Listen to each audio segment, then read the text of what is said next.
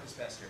It came out this past year, and there's a reason I think each and every single one of you guys should pick it up. I mean, first off, you're at a comic book convention. If you're not a Batman fan at a comic book convention, it gets it, you got that bad. Then you may be in the wrong place. But I would hazard to guess that nobody, having read a lot of this book, nobody in this room loves Batman as much as you love Batman. Yeah, it only started when I was 3½. Keep in mind, some of us can't read now at our age, and you were able to read and be a Batman fan at 3½. Why don't you talk about your introduction to comic books, because I think it's a pretty touching part of your book. Well, you know, I'm one of the ultimate comic book fanboy geeks, like many people sitting here, and I wear it proudly as my red badge of courage.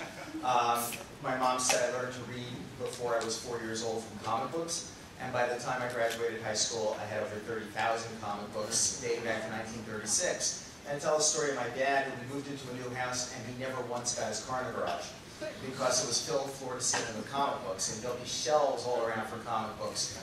And but that was what it was like growing up in the 50s and 60s as a comic book fan, when there were no conventions, there was no internet. It was the singular most isolating hobby in existence. I did not know until 5th grade there was one other person in the world that was so into comic books and superheroes as I was.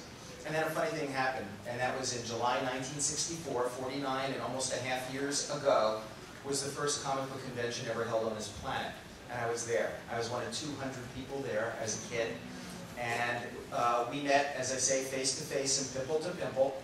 And it was that weekend, as the Batman fan, where we said, well, how are we all going to talk about comic books together? And I said, well, how about if we have like panels?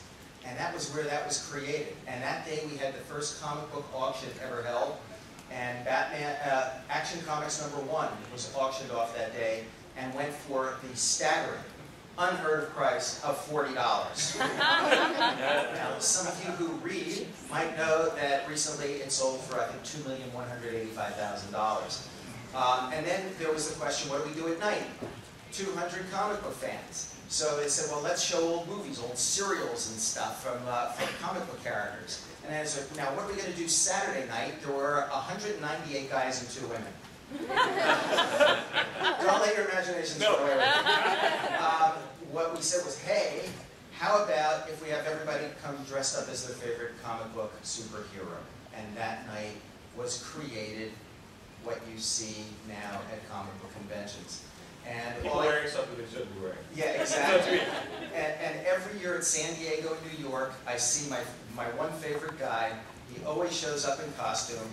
He is pretty damn close to 400 pounds. He's got the biggest, luscious beard, and he always comes dressed as Princess Leia. Not this Princess Leia, but this Princess Leia.